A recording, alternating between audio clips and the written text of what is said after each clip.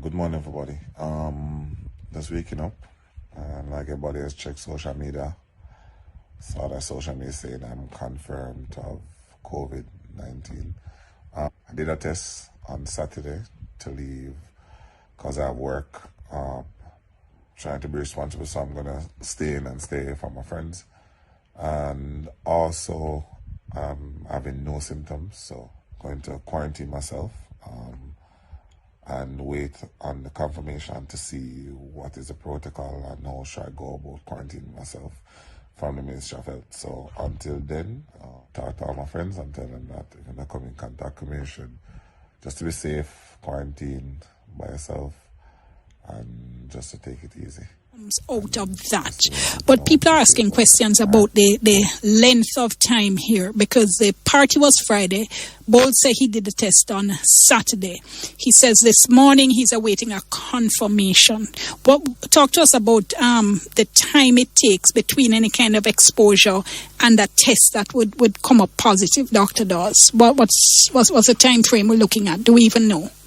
Well, the incubation period for the virus, meaning that the time from when you get it to when you start to show positive symptoms, when there's enough viral load, it can run from anywhere from 2 to 14 days. So if he had he had a positive test a couple hours after, chances are that, I'm just speculating here, something that he probably wouldn't have contracted at the party. Okay, so that is something he would also have to look at, and then in terms of tracing back and whoever deals with him in terms of contact tracing, if indeed he does confirm positive, because he also said he's awaiting a confirmation. The confirmation test is a second test to show that definitely it is this. Well, tell us about that first, because I think most people didn't realize that there are two tests. Well, the preliminary report, it can be a false positive because the test does react with other viruses from the same family. So you can get a positive test at first, but then the negative test that looks specific, the secondary confirmatory test that looks specifically for proteins that are found on the coronavirus, SARS-CoV-2, SARS-2, I should say.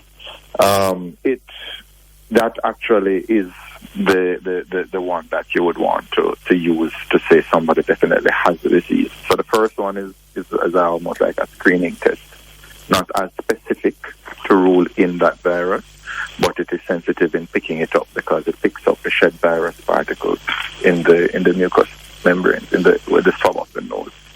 Okay, so if I'm understanding you correctly, the first test is, like you said, a general screening test for the family of coronaviruses.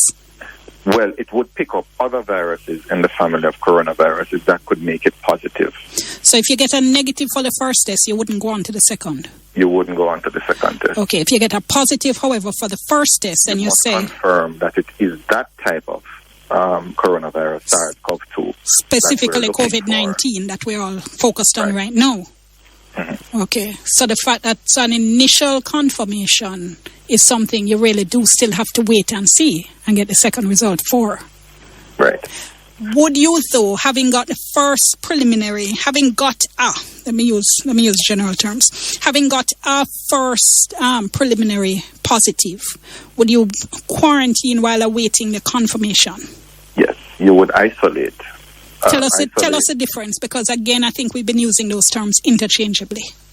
Quarantine means that you are restricted to your home, and you can have other people around you. That's usually when you have some exposure and you are waiting to be tested or waiting for the results of testing. Once you have a positive test to show that you do have coronavirus in your body, then you're put into isolation, which means that your contact with other people is restricted. Hold that thought for me. I'm at the break. We'll come back in just a moment. We're talking to Dr. Alfred Dawes. We have Glenn.